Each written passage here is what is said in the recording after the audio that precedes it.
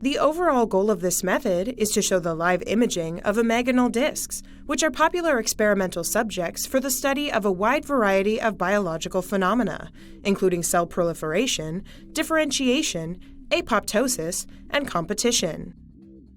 This method can help answer key questions in the developmental biology field, such as cell morphology and migration in specific tissue. The main advantage of this technique is that continual imaging can show more information than fixed tissue, such as cell migration.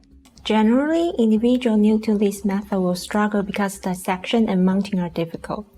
Visual demonstration of this method is critical as the rotation and transfer stage are difficult to learn, because improper dissection results in poor resolutions.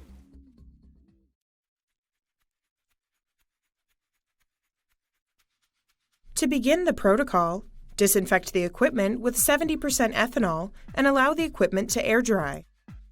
Next, select a third instar larva from a fly vial and wash the larva in 1x phosphate buffered saline, or PBS, to prevent contamination from the fly vial.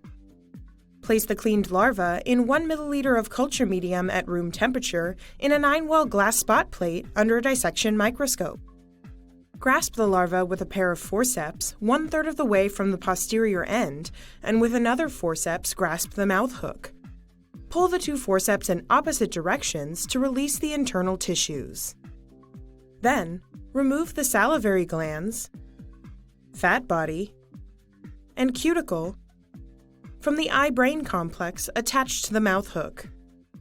If the ventral nerve cord is still attached,